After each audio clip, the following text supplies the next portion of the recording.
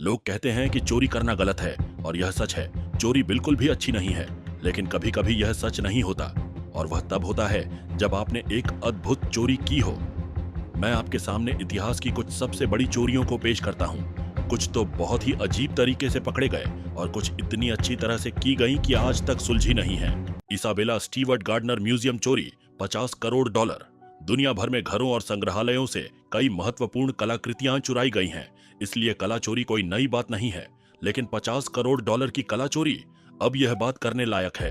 18 मार्च 1990 की रात को पुलिस अधिकारी बनकर दो लोगों ने संग्रहालय में जबरन प्रवेश किया और दुनिया की कुछ बेहतरीन पेंटिंग और ड्राइंग चुरा ली, जिनकी कीमत $50 करोड़ से अधिक थी।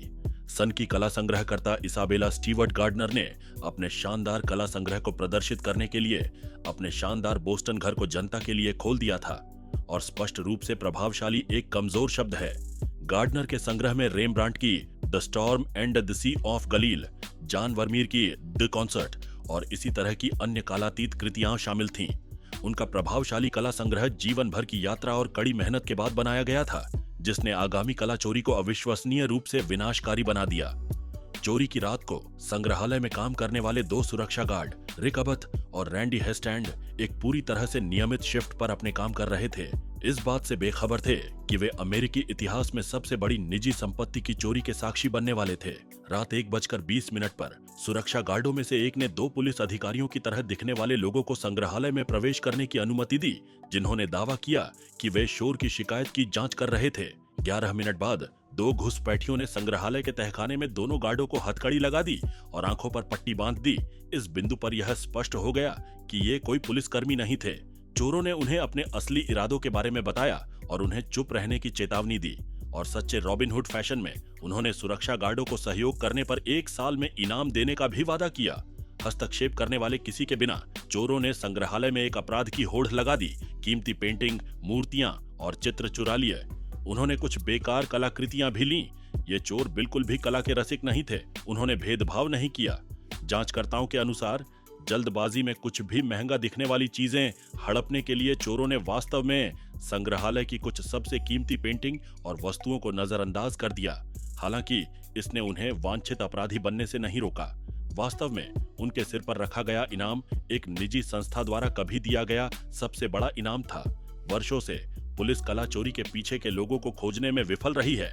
उन्होंने कई अंतरराष्ट्रीय कला चोरों और स्थानीय गैंगस्टरों की जांच की है, लेकिन कोई फायदा नहीं हुआ। कोई ठोस सबूत कभी सामने नहीं आया है। ऐसा लगता है कि ये लोग हवा में गायब हो गए। आज तक चोरी की गई कलाकृतियां कभी बरामद नहीं हुई हैं और संग्रहालय अभी भी इसकी बरामदगी के लिए सूचना देने वालों को $10 मिलियन का इनाम देता है। और मुझे पता है कि आप क्या सोच रहे हैं। क्या सुरक्षा गार्डों को कभी वह इनाम मिला जिसका वादा किया गया था? कौन जाने, वे निश्चित रूप से आपको नहीं बताएंगे। लुफ्थांसा एयरलाइन की $6 मिलियन की डकैती।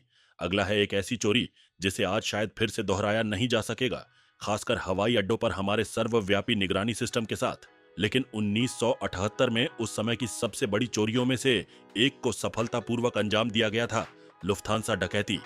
लुफ्थांसा एक जर्मन एयरलाइन थी और योजना इसे लूटने की थी। यह शायद अमेरिकी माफिया के नाम पर किया गया सबसे मूल्यवान अपराध था। डकैती की काफी हद तक योजना एयरलाइन के एक कर्मचारी लुई वर्नर नाम के एक व्यक्ति ने बनाई थी, जो एक दुर्भाग्यपूर्ण जुआ की समस्या से ग्रस्त था। वर्नर और उनके सहयोगी पीटर ग्रुएनवाल्ड लंबे समय से लुफ्थांसा के नकदी के नियमित शिपमेंट में से लाखों अचिह्नित बैंक नोट चोरी करने की योजना बना रहे थे। अब यहीं से थोड़ा जटिल हो जाता है। वर्नर ने अपने सट्टेबाज मार्टिन क्रूगमैन को डकैती के बारे में बताया। क्यों? खैर, ऐसा इसलिए है क्योंकि वह मार्टिन का $20,000 का कर्जदार था और उसने उस डकैती से होने वाली कमाई से उस कर्ज को चुकाने का इरादा किया था। सट्टेबाज क्रूगमैन ने फिर उस जानकारी को अपने परिचित के पास ले गया और यह एक कुख्यात गैंगस्टर और लुकेज अपराध परिवार के डरे हुए सहयोगी जिमी जेंट बर्क के कान तक पहुंच गया। बर्क ने अपने संरक्षकों की ओर से डकैती को आयोजित करने की पेशकश की, बेशक एक बड़े हिस्से के बदले में। असल में अब यह बर्क की डकैती थी। उन्होंने अपने सहयोगियों की एक टीम को चुना, जिसमें उनके बेटे फ्रैंक भी शामिल थे। उन्होंने मिलकर 11 दिसंबर 1978 की सुबह John F Kennedy international airport पर लुफ्थांसा कार्गो टर्मिनल में गए। यह एक त्वरित और आसान काम था। सिर्फ 1 घंटे में चालक दल ने 6 कर्मचारियों को बंधक बना लिया और लगभग $6 मिलियन की अट्रेसेबल नकदी और गहने चुरा लिए, जो आज लगभग $23 करोड़ 44 लाख है। डकैती ही समस्या नहीं थी, बल्कि उसके बाद का परिणाम एक अलग सवाल था। यह सब तब टूट गया जब उनके gateway driver Edward stacks Parnell ने बहुत बड़ी गलती की।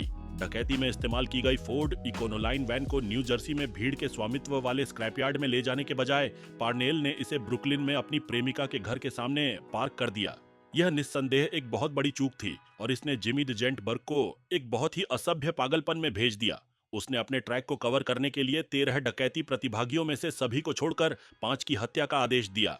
विडंबना यह है कि जिमी बर्ग अंततः जेल गए, लेकिन लुफ्थांसा डकैती से संबंधित आरोपों पर नहीं। अंत में डकैती के लिए समय काटने वाला एकमात्र व्यक्ति लुई वर्नर था, जिसने बर्ग और उसके गिरोह को सूचना देने के लिए 15 साल सलाखों के पीछे बिताए। चोरी गए पैसे का केवल एक छोटा सा हिस्सा ही कभी बरामद हुआ था और बाकी भाग्य का क्या हुआ शायद कभी पता नहीं चलेगा। 10 करोड़ डॉलर की बेल्जियम डायमंड डकैती। शहर एंटवर्प, देश बेल्जियम। यह एक अविश्वसनीय रूप से दुस्साहसपूर्ण हीरे की डकैती का मंच था। चोर बेल्जियम के डायमंड जिले को हिट करने जा रहे थे, एक ऐसा स्थान जो हर साल दुनिया के लगभग 80% कच्चे हीरे बेचता है, उर्फ परफेक्ट टारगेट। ऑपरेशन के मास्टरमाइंड एक पेशेवर चोर लियोनार्डो नोटारबार्टोलो थे। दुनिया के सबसे बड़े डायमंड जिले को हिट करना बिल्कुल उनके गली में था। वास्तविक डकैती से 3 साल पहले साल 2000 में योजना को अंजाम दिया गया था। नोटारबार्टोलो ने डायमंड सेंटर में सबसे बड़ी ऑफिस बिल्डिंग किराए पर ली, जिसे वह बाद में लूटने वाला था। उसने यहाँ तक कि एक पूरी तरह से वैध ज्वेलर के रूप में व्यापार शुरू किया, लेकिन वह सिर्फ उसका कवर था। वह लंबा खेल खेल रहा था।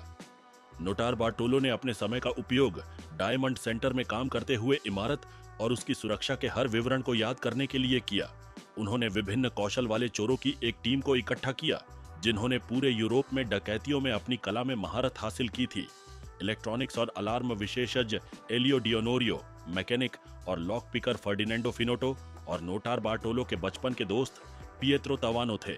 चालक दल का अंतिम सदस्य एक रहस्यमयी कुंजी फोर्जर था, जिसे केवल द किंग ऑफ कीज के नाम से जाना जाता था।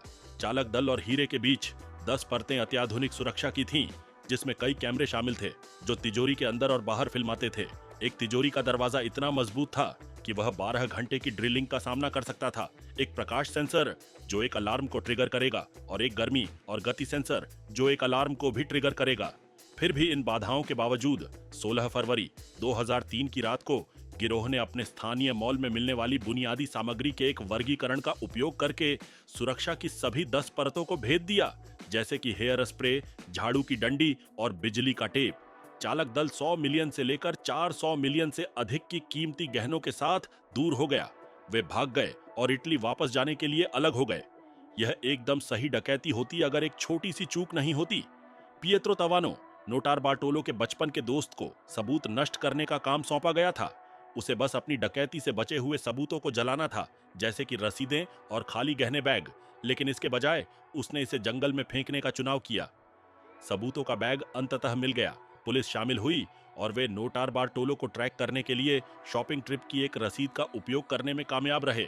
उन्हें डकैती के लिए 10 साल मिलेंगे, जबकि बाकी चालक दल को प्रत्येक को 5 साल मिले। रहस्यमय किंग ऑफ कीज को छोड़कर उसका स्थान और चोरी किए गए गहने एक रहस्य बने हुए हैं। इन सभी डकैतियों में से 2003 की एंटवर्प डायमंड डकैती को सबसे ज्यादा हॉलीवुड थ्रिलर में बदल दिया जाना चाहिए। इस डकैती के विवरण ने कई लोगों को, मुझे भी शामिल है, इसे अब तक की सबसे बड़ी डकैती कहने पर मजबूर कर दिया है। मोनालिसा की देशभक्ति चोरी। अगला, हमारे पास दुनिया की सबसे अधिक पहचानी जाने वाली कलाकृतियों में से एक मोनालिसा की चोरी है। लॉवर में पूर्व हैंडीमैन पेरुगिया नाम के एक व्यक्ति द्वारा इसे खींच लिया गया था। विंसेंजो पेरुगिया एक आदमी था जो अपने 30वें जन्मदिन से कुछ ही दूर था, जो लॉवर में एक हैंडीमैन के रूप में काम करता था, जो दुनिया का सबसे अधिक देखा जाने वाला संग्रहालय और पेरिस में एक सांस्कृतिक स्थल चिन्ह है। 21 अगस्त 1911 की सुबह विंसेंजो का काम पर आने का एक बिल्कुल अलग इरादा था। हालांकि यह उनके हैंडीमैन के रूप में रोजगार था जिसने उन्हें अपनी योजना से दूर जाने दिया। विंसेंजो उस समय सभी कर्मचारियों द्वारा पहने जाने वाले वर्दी वाले स्मॉक में कपड़े पहने हुए थे। उन्होंने तब तक इंतजार किया जब तक कि सैलून कैरे, वह विंग जहां दा विंची की मास्टरपीस लटकी हुई थी, खाली न हो गई। एक बार जब तट साफ हो गया तो उन्हें बस पेंटिंग तक जाना था, पहुंचना था, दीवार से लकड़ी के पैनल को उठाना था और इसे पास की सेवा सीढ़ी में ले जाना था। वहां उसने आश्चर्यजनक रूप से छोटी 30 बाय 21 इंच की पेंटिंग को अपने स्मॉक में लपेटा, उसे अपनी बांह के नीचे रख लिया और बस आराम से बाहर चला गया। यह न केवल सबसे गुस्ताख कला चोरी है जिसके बारे में मैंने कभी सुना है, बल्कि यह अब तक की सबसे अनूठी चोरियों में से एक है। आप देखिए, विंसेंजो लाखों डॉलर में कला बेचना नहीं चाहता था, न ही वह इसे अपने घर में रखना चाहता था, न ही उसके इरादे, अगर उस पर विश्वास किया जाए, तो उससे कहीं अधिक नेक थे। चोरी के 2 साल बाद विंसेंजो ने सफलतापूर्वक पेंटिंग को इतालवी सीमा पार कर ले गया, जहां उसने इसे अल्फ्रेडो गेरी नाम के एक व्यक्ति को पेश किया, जो फ्लोरेंस में एक गैलरिस्ट था और निश्चित रूप से तुरंत गिरफ्तार हो गया। जब उनसे पूछा गया कि उन्होंने पेंटिंग क्यों चुराई, तो उन्होंने दावा किया कि उन्होंने इसे देशभक्ति के कारण किया था। जाहिर है, विंसेंजो इस गलत धारणा के तहत थे कि मोनालिसा को 1990 के दशक में नेपोलियन के सैनिकों द्वारा लूटा गया था, जबकि वास्तव में पेंटिंग 1990 के दशक में नेपोलियन के सैनिकों द्वारा लूटा गया था। वास्तव में 1516 में फ्रांस के राजा को उपहार के रूप में दी गई थी। उनका मकसद थोड़ा संदिग्ध लग सकता है। आखिरकार उन्होंने अल्फ्रेडो गेरी से पेंटिंग के बदले पैसे मांगे, भले ही उनकी कहानी काम कर गई हो। जब मुकदमे में रखा गया तो अदालत इस बात से सहमत हो गई कि उन्होंने देशभक्ति के कारण अपना अपराध किया और उन्हें एक उदार सजा दी। विंसेंजो को 1 साल और 15 दिन के लिए जेल भेज दिया गया था, लेकिन इटली में एक महान देशभक्त के रूप में सम्मानित किया गया और केवल 7 महीने जेल में रहा। 1913 में लोवर लौटने से पहले मोनालिसा को पूरे इटली में प्रदर्शित किया गया था। मजे की बात यह है कि जब विंसेंजो ने इसे चुराया था, तो मोनालिसा दा विंची की सबसे कम जानी जाने वाली, सबसे कम प्रभावशाली और सबसे कम मूल्यवान कृतियों में से एक थी। इस विशेष चोरी ने सब कुछ बदल दिया और अब इसकी कीमत कम से कम $870 मिलियन है। लियोनार्डो दा विंची निस्संदेह इतिहास के सबसे प्रसिद्ध कलाकारों में से एक हैं और उनकी सबसे प्रसिद्ध पेंटिंग मोनालिसा निस्संदेह उनकी सबसे प्रतिष्ठित कृति है। मूल रूप से यह एक डकैती के लिए सही निशाना थी और चोरी का यह विशेष अंश काफी दुस्साहसपूर्ण था। 30 करोड़ येन की जापानी बैंक डकैती। सब कुछ खत्म करने के लिए मैं आपके लिए जापान के इतिहास में सबसे बड़ी बैंक डकैती लाया हूं। इसमें एक योजना शामिल थी जो इतनी सरल और फिर भी इतनी जटिल थी कि अपराधी आज तक नहीं मिला है। साल था 1968। यह 10 दिसंबर था और लोग अपने दिनचर्या के बारे में जा रहे थे। यह सामान्य व्यवसाय था। खैर, सिवाय इसके कि जापान के सबसे भरोसेमंद बैंकों में से एक निहोन शिंटाकू गिंको को 300 मिलियन येन लूट लिया गया था, जो आज लगभग 3 मिलियन अमेरिकी डॉलर है। आंख के पलक झपकते ही किसी भी अच्छी डकैती की तरह इस योजना को सावधानी पूर्वक बनाया गया था और इसे लागू करने में लंबा समय लगा। यह तब शुरू हुआ जब बैंक के मैनेजर और उसके आसपास के लोगों को कुछ महीनों में कई बार सीधे मौत की धमकी मिलने लगी। जैसे जैसे समय बीतता गया, वे अधिक तीव्र होते गए। वास्तविक डकैती से ठीक 4 दिन पहले मैनेजर के निजी आवास पर एक पत्र भेजा गया था जिसमें 300 मिलियन येन की मांग की गई थी, या तो उसके घर को डायनामाइट से उड़ा दिया जाएगा। इस बिंदु पर पुलिस को सूचित किया जाना था। आखिरकार यह एक बहुत गंभीर खतरा था। पुलिस ने प्रबंधक के घर और बैंक दोनों को घेर लिया। किसी भी संभावित घुसपैठिए के लिए बहुत बारीकी से नजर रखी। यह सब योजना का हिस्सा था। मैनेजर को अपने 4 कर्मचारियों को पास के तोशिबा कारखाने में लगभग 300 मिलियन येन का एक शेड्यूल ड्रॉप करने के लिए भेजना था, जिसे एक कंपनी कार के ट्रंक में पैक किया गया था। बैंक छोड़ने के कुछ ही समय बाद चारों कर्मचारियों को पुलिस की सायरने अपनी गाड़ी के करीब आती हुई सुनाई दी। यह एक पुलिस अधिकारी था जो मोटरसाइकिल चला रहा था और तुरंत कार के सामने रुक गया। क्या हो रहा था? खैर, पुलिसकर्मी के अनुसार बैंक मैनेजर के घर में अभी अभी विस्फोट हुआ था, जिसमें कई लोग घायल हो गए थे और कुछ की मौत हो गई थी। और सबसे बुरी बात यह थी कि अपराधी अभी भी फरार था और उसने अतिरिक्त धमकियां दी थीं, जिसका अर्थ है कि बैंक अब एक लक्ष्य था और कर्मचारी खुद जोखिम में थे। फिर अधिकारी कार के नीचे तलाशी लेने के लिए नीचे गया। कुछ ही क्षणों बाद कर्मचारियों में से एक ने कार से धुआं निकलता देखा, जिसका मतलब सिर्फ एक ही हो सकता था, कार में बम था। पुलिसकर्मी के वाहन के नीचे से लुढ़कने से पहले ही दोनों कर्मचारी अपनी एड़ी पर खड़े हो गए और जितनी दूर हो सके वाहन से दूर भाग गए। वे एक पास की दीवार के पीछे ढक गए और विस्फोट की प्रतीक्षा करने लगे, लेकिन कोई भी नहीं आया। जब तक वे कवर से बाहर आए, तब तक कार गायब हो चुकी थी, तथाकथित पुलिसकर्मी के साथ। यह सब एक अविश्वसनीय रूप से अच्छी तरह से योजनाबद्ध डकैती थी। बैंक प्रबंधक और उसके घर को कभी नुकसान नहीं पहुंचाया गया। यह डायनामाइट की नकल करने के लिए इस्तेमाल किया जाने वाला एक सिग्नल फ्लेयर था। पुलिस को धोखा देने के लिए दृश्य में लगभग 120 टुकड़े सबूत जानबूझकर लगाए गए थे और निश्चित रूप से वह कोई पुलिसकर्मी नहीं था जिसने सबसे पहले वाहन को रोका था। मामला अभी भी अनसुलझा है, कोई संदिग्ध नहीं है और एक जांच जो कहीं नहीं ले गई। तो आखिरकार क्या हुआ? अगर आपको यह वीडियो पसंद आया है तो आपको स्क्रीन पर एक वीडियो पर क्लिक करना चाहिए। यह उतना ही अच्छा है जितना यह है। आपको इसका पछतावा नहीं होगा। वहां मिलते हैं।